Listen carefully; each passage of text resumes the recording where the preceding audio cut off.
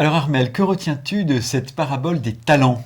J'ai acquis la conviction aujourd'hui que Dieu s'occupe de tout et donc il nous donne à la mesure de ce qu'on peut et qu'il faut lui faire confiance. Autant pour découvrir ce qu'on a reçu que pour savoir ce qu'il faudrait donner. Donc on est comblé. On est comblé dans la grâce qu'on reçoit pour donner et on est comblé dans les dons qu'on a reçus et dans les talents. Et alors cette histoire dans la parabole des talents des serviteurs qui reçoivent à chacun selon ses moyens, comment tu l'entends? Je pense que c'est la miséricorde du Seigneur qui ne veut pas faire pression sur nous. C'est à nous de juger si on a reçu 1, 2, 5, etc. Le Seigneur, il nous donne tout, il nous comble pleinement.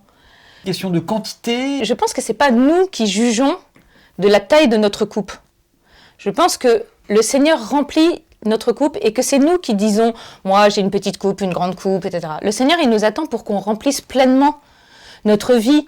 J'ai une grand-mère de 98 ans qui disait toujours « tous les jours j'apprends quelque chose ». Elle a rempli sa vie pleinement et elle a duré longtemps. Mais je connais une petite fille qui est décédée à 4 ans et demi, qui encore aujourd'hui rayonne du témoignage de courage qu'elle a eu en étant malade, et je pense que sa coupe était remplie de la même façon. Donc je pense que c'est ni une durée, ni une quantité, et que c'est juste plein. Juste que chacun sa coupe, il faut la faire déborder. Comment on prend conscience des dons qu'on a reçus? Je pense que tout seul, c'est difficile. Je crois profondément que nos talents sont révélés par les autres.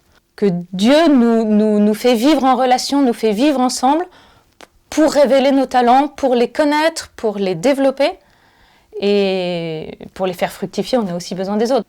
Alors dans la vie de l'Église, on a beaucoup la culture de l'appel. Le Seigneur, il se sert de tout. Il se sert de la personne qui appelle, il se sert de la personne qui est appelée, mais la personne qui va faire l'appel, elle ne sait pas tellement plus pourquoi elle appelle cette personne-là ou quelqu'un d'autre. C'est pas forcément flagrant. Le talent. En revanche, elle va servir à révéler ce talent qui n'est peut-être pas encore complètement éclos. Alors, Armelle, il y a aussi la chute de cette parabole qui est un peu rude, puisque celui qui avait peu, on va lui retirer le peu qu'il a. Ce jugement, il est peut-être le résultat d'un manque de confiance. Le Seigneur n'aime pas qu'on ne lui fasse pas confiance. Il nous dit, vas-y, fais de ton mieux. Dieu nous appelle juste à faire de notre mieux, c'est-à-dire à lui faire confiance. Dieu nous a créés uniques. Je pense que le serviteur qui a enfoui, c'est qu'il n'a pas fait confiance à Dieu sur ce qu'il lui avait donné.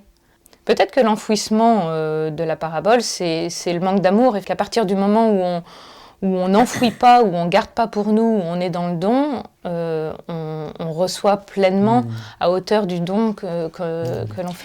Si tu ne tentes pas de gravir la montagne, ce qui est sûr, c'est que tu verras jamais la vue. Il se peut que tu n'y arrives pas jusqu'en haut, mais tu ne verras jamais la vue, ça c'est sûr, si tu ne démarres pas à la montée. Et puis il faut faire confiance que Dieu nous donne la force de monter. Il nous donne la force, et puis on va rencontrer quelqu'un sur la route qui va nous entraîner.